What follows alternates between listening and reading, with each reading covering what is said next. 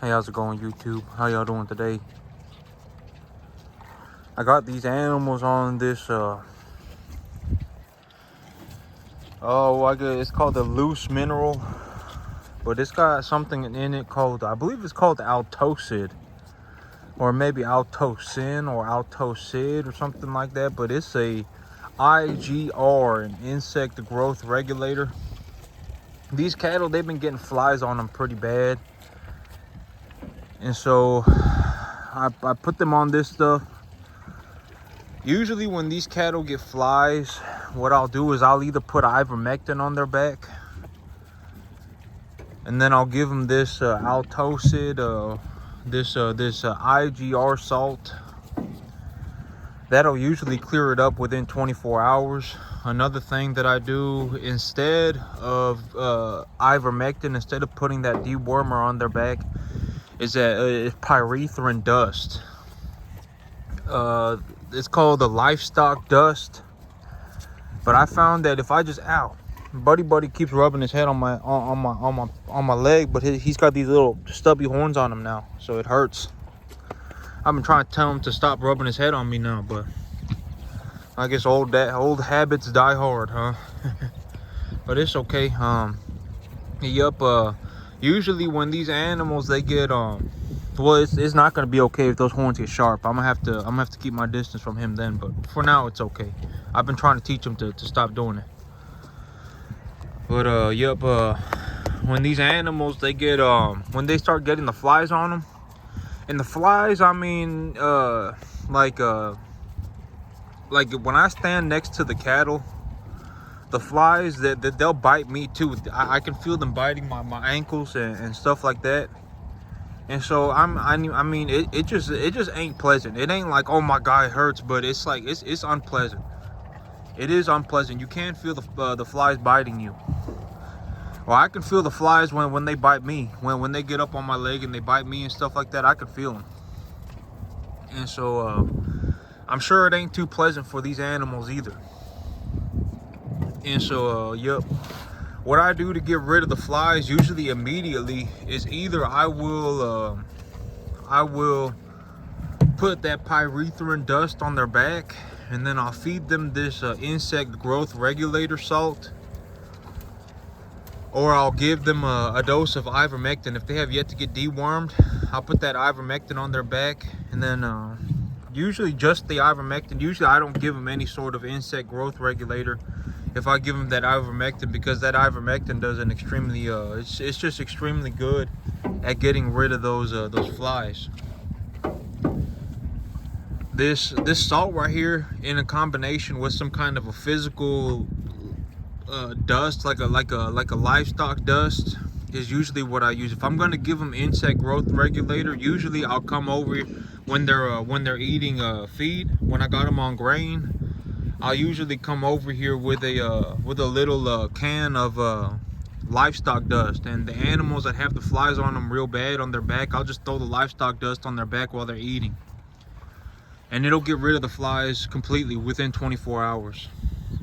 This insect growth regulator, it kills like the larvae in their gut.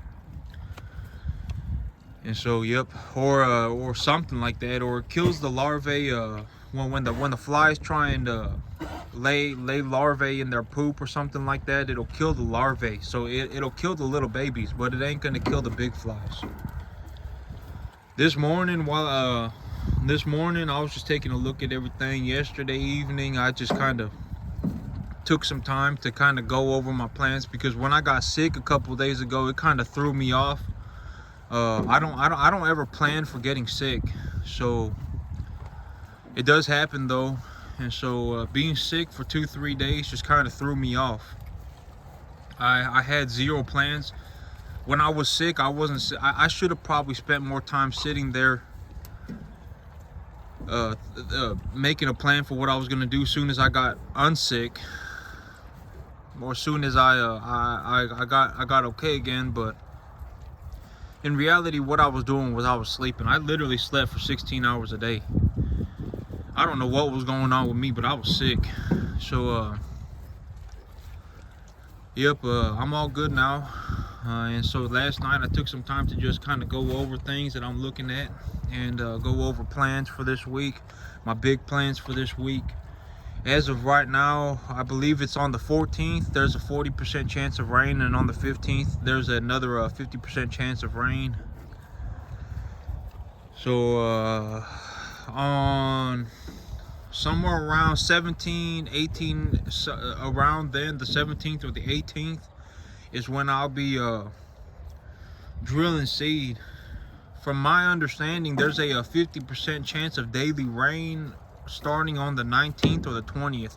I'll have to, I believe it's the 19th. I believe that I'll be seeding on the 17th or the 18th. As of right now, that's what my current plans are. I still need to go and get a little bit more fertilizer. I got all the seed that I need. I stuck the sprayer, my herbicide sprayer, or just my sprayer, I guess, on my tractor yesterday. But the wire to get up to the battery to connect the sprayer to my tractor is too short for my blue tractor. I ran this sprayer on my Ford gas tractor, but that Ford gas tractor, I still need to fix it up. It's gonna cost me a few $100s, and that chisel plow is gonna cost me a few $100s right now too. And so if I put it all together, it's gonna be like 800 bucks. And so I just kind of decided to hold back on that Ford. Yep, because that part that I ordered, it didn't fit. So yep, I used to run the sprayer on that Ford tractor, and that the connector wire would fit because the Ford tractor is a little bit of a, I guess it ain't such a long machine. So I have to get a new DC to DC connector that's a little bit longer to connect my sprayer to my new my blue tractor. And as soon as I get that sprayer connected to my blue tractor, I'll be, oh man, what am I gonna do with it? I'm gonna spray my driveway with glyphosate. So my driveway, I'm gonna spray all that, and then I'm gonna spray my neighbor's field with it. Glyphosate, it doesn't have any soil activity, so once it's sprayed, the only thing that the plant, or the only thing that the well, okay, so when glyphosate is mixed at label recommendations, at label concentrations, it doesn't have any soil activity, and so it only kills the plant material that it comes in contact with. It doesn't like bleach the soil or anything. And so after I spray glyphosate, usually about 3 days later, I can plant my grasses. And so usually it's only a 3-day wait time for me to go and plant grass after spraying glyphosate. So I'm gonna spray the glyphosate, and then I gotta go put in Bermuda grass, and then I gotta spray my driveway to keep the grass off my driveway. And then that should be good to go on that sprayer. So that's got to get done. I was actually going to give these animals some grain this morning, but I saw that they still had a lot of this salted in their feed trough. So I kind of want them to eat some of this salt up before I dump feed on top of it, because if I dump feed on top of it, they'll end up eating the salt too. And this salt, well, it's more like a free choice thing. They should just eat it whenever they want instead of just eating a whole bunch of it. And if I put the feed on top of it, they're gonna eat a whole bunch of it. So Slowpoke is kind of sitting over here with his ears down, which is not good. And I just noticed it right now, but I'm wondering why he's doing this. He's kind of got his head low, and his ears are a little low too. Well, I mean, I think he's okay. I think he was just kind of dozing off. He was kind of just standing off on one side, just with his head down, and his ears were drooping down too. So I wanted to make sure he's okay. I got this a pretty little Brangus animal here. She looks real good. This one looks real good. I'm pretty sure, yeah, she's a heifer, right? She got I can't tell because her tail's sitting like that. But I'm pretty sure that's just her navel, because these Brahman cattle, they got big navels, and so. But I'm pretty sure this is a heifer right here. It's a pretty heifer right here. She's very full, and she's yep. There are a lot of Brangus animals in here in Texas, and in all honesty, well, the market it looks for black-hided animals, but here in Texas it just gets so hot. Yep, if I could, I would choose to, well, the black-hided animals in the summertime here get real hot, and so these Brangus animals tend to survive the heat better because they got this real large amount of skin on their neck, and so she just kind of looks like an average, but I got a few Brahman influenced animals that have these like their little their neck. Usually they have more skin than that. I don't know if she's just because she's small, but yep, that extra skin on their neck. Essentially, all it does is or the major function of it is that there's a lot of a surface area for them to dissipate heat there. And so that's why that neck skin exists on these Brahman cattle, is to dissipate heat, and so it helps them survive hot weather a lot better. I'm still looking around in the market for yeah, she doesn't have much of one, but Buddy over there, the guy that was rubbing his head on my leg with the little stubby horns on him, he's got a real good he's a Brahman influenced animal that has a huge the neck skin, whatever that's called.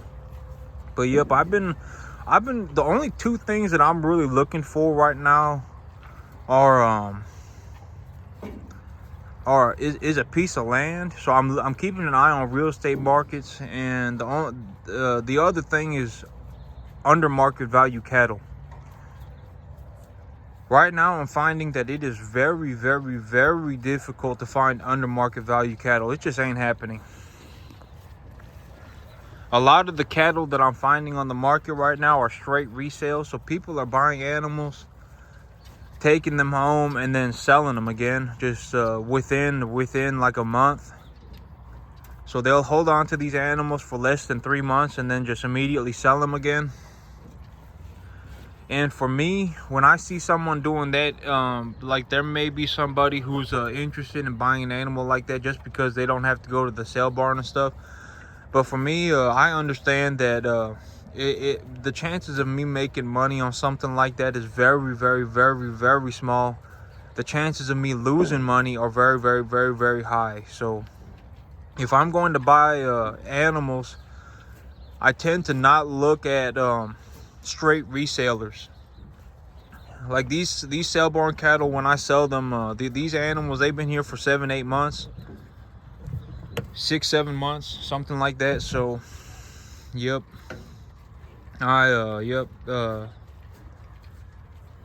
if I was gonna sell these cattle, I mean I'd be willing to resell them like on the internet, but I'd probably just take them to the sale barn again, right? Start them at the sale barn, then take them back to the sale barn. But I look for ranch cattle, or I look for somebody who just you know, I mean, when I find a under market value opportunity, it's usually pretty obvious. It's someone like, I'm selling animals for 50 cents a pound. That's when I go, oh, okay.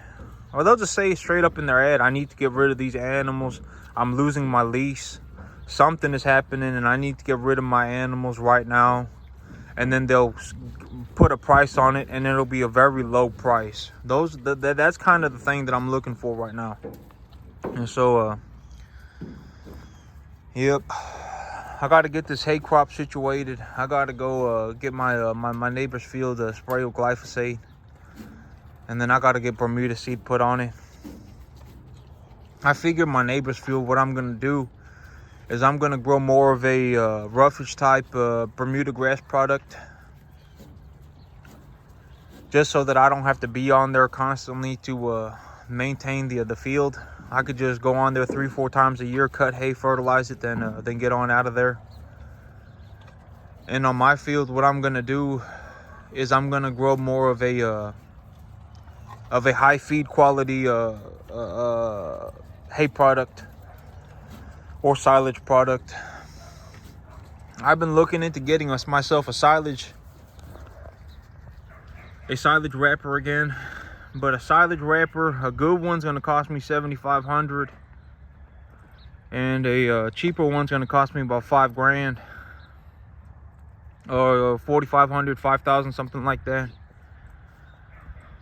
But I decided that I am going to go. When I get myself a baler, I ain't gonna get myself a small square baler. What I'm gonna do is I'm gonna get myself a round baler. And I'm gonna get myself a round baler because ultimately I know that one day I'd like to roll silage.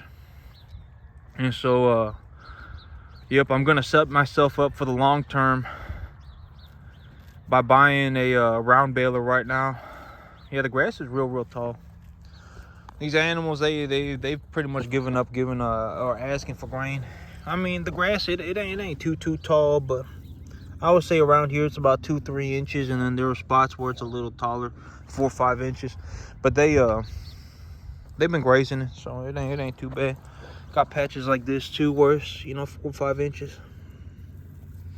So the grass around here, it's doing pretty good. It's real wet though.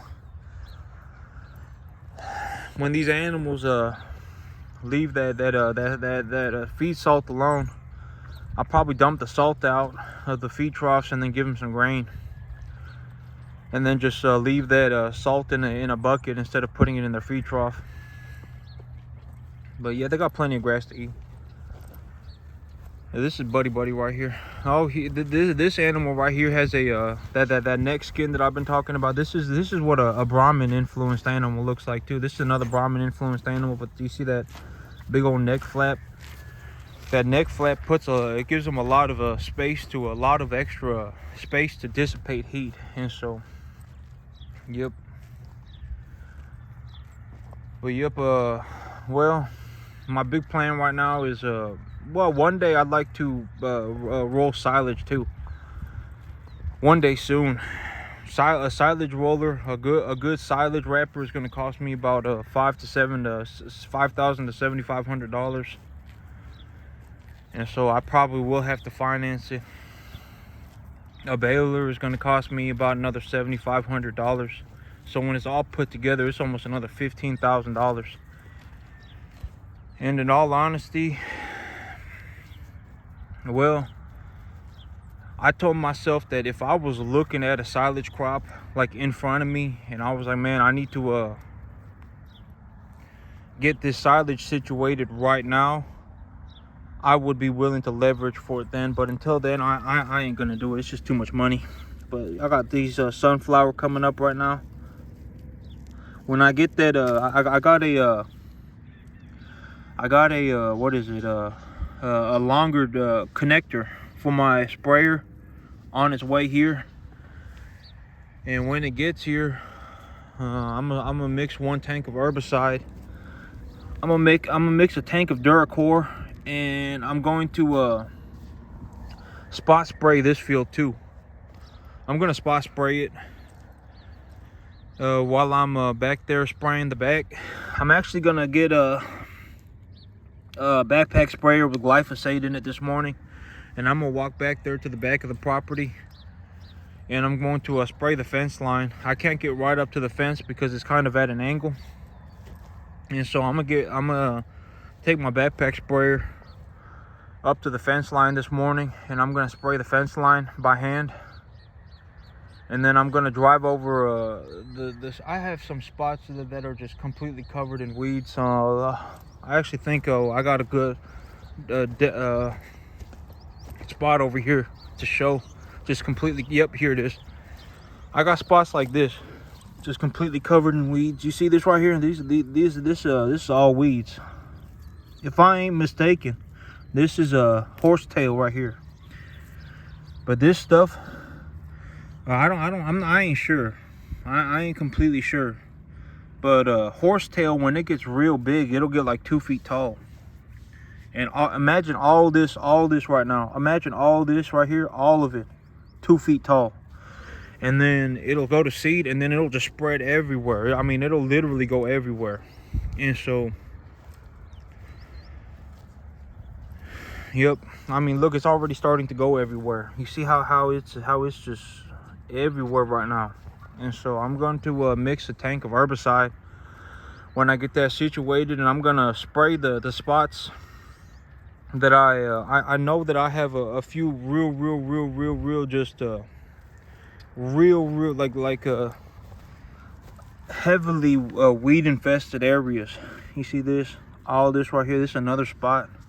And so I'm gonna spray these super heavily weed infested areas with herbicide, with Duracor, to get rid of all that, while I got the tank mixture mixed up.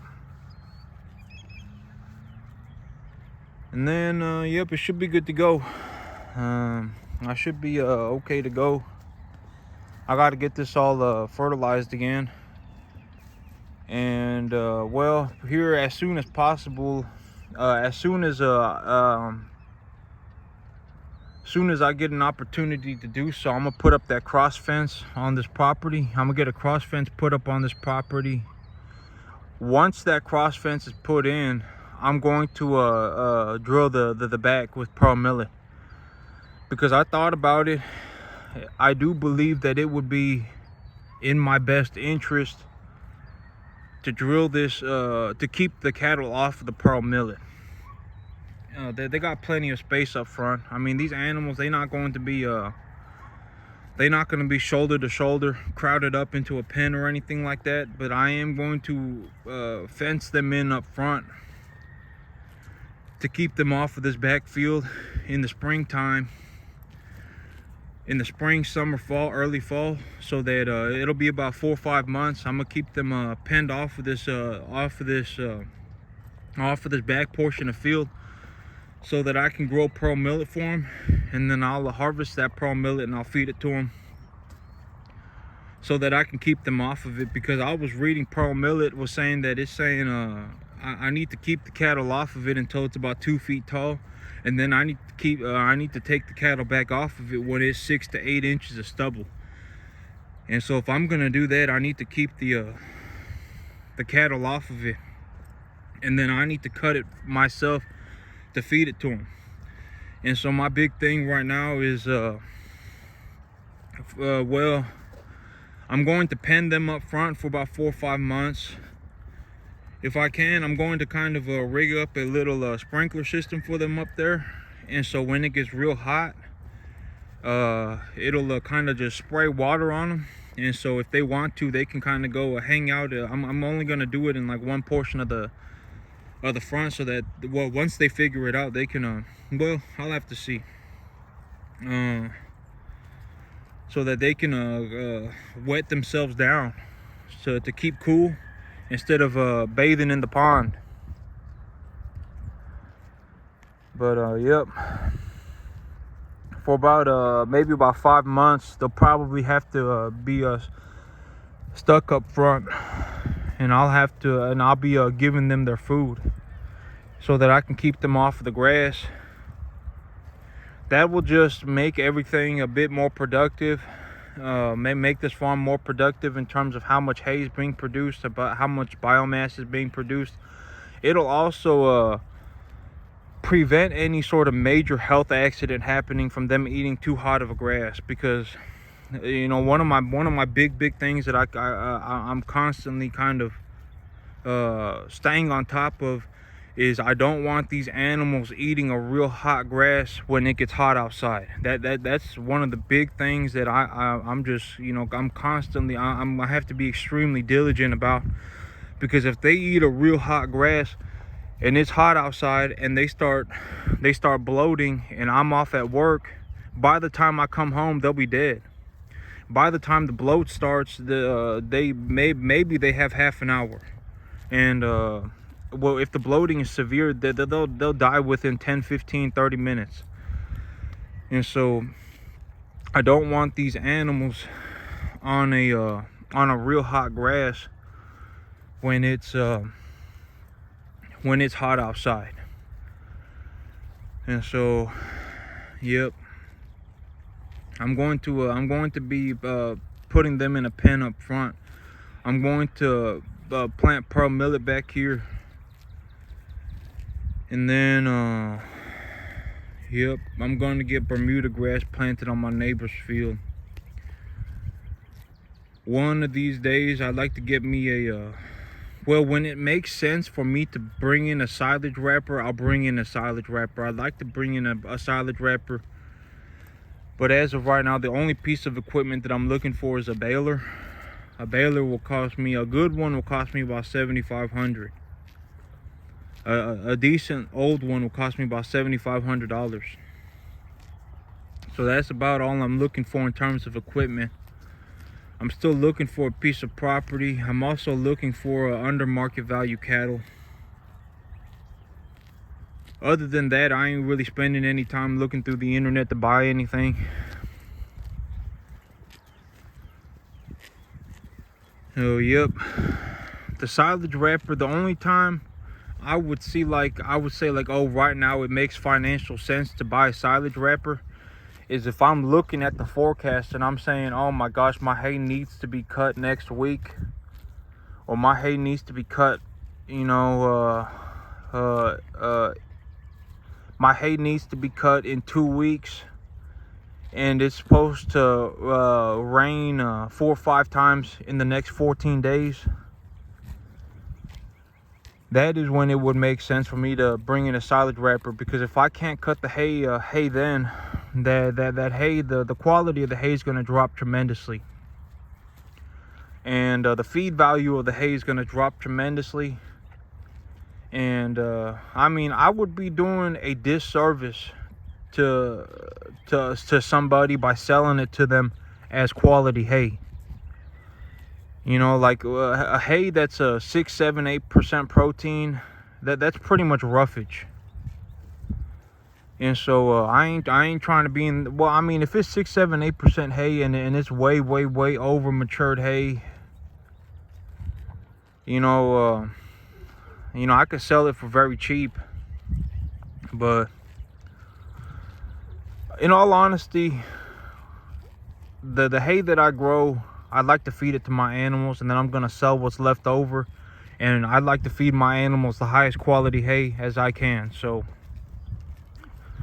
if it turns into a situation where I need to harvest my hay, where it becomes an absolute or it becomes I need to harvest my hay situation, and the weather is kind of turning wonky, and the weather is supposed to be dumping rain on us, that is when it'll make sense for me to buy a silage wrapper. Because if I buy a silage wrapper, I could cut the hay and I could bale it within 12 hours. I can bale it, and then I can wrap the hay up within 12 hours instead of having to wait 3 or 4 days for it to dry.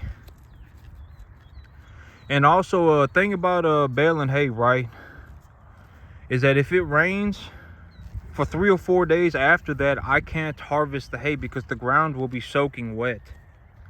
And if I cut hay on soaking wet ground, and that hay lays on the soaking wet ground, it's gonna rot the hay, and the hay's not gonna dry. And so realistically, I need a week or 2 of it not raining for me to be able to harvest dry hay. And so that's when the silage wrapper comes into place. In those situations, that's when it makes sense to have a silage wrapper. It's like, oh, the ground is kind of wet, or it's just dry enough to cut hay now, and there's supposed to be rain coming in 2 days, and the hay needs to get cut right now. That's when I bring out the silage wrapper, and I cut the hay. I let it sit just while I'm cutting the rest of the hay, and if I have an opportunity to do so, I'll let it sit maybe for overnight, and then I'll immediately bale it as wet silage, or even haylage. It don't matter. If I let it dry a little bit more and I get some baleage out of it, that's perfectly fine too. Man, yeah, this guy's hair grew back, and it's grown in real pretty. He's got like a he's growing in a real, his new hair looks real good. But yep.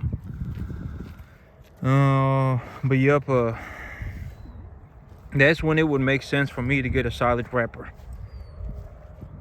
Is if it was like, oh man, I really need to in a certain situation, it would make sense for me to get a silage wrapper, and I'd have to leverage for that.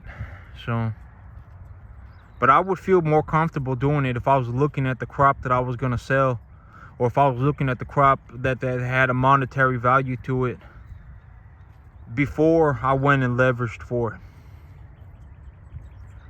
So yep, that's what I was kind of going over. I had a lot to get to kind of just look at this morning, because I've been sick for a few days, and so I really did nothing but sleep. I don't know what happened, but I literally slept for like 16 hours a day. The only thing I did other than sleep was go to work, and I don't know what happened, but I was just super tired. I was like super nauseous, and I was extremely tired, and yep, but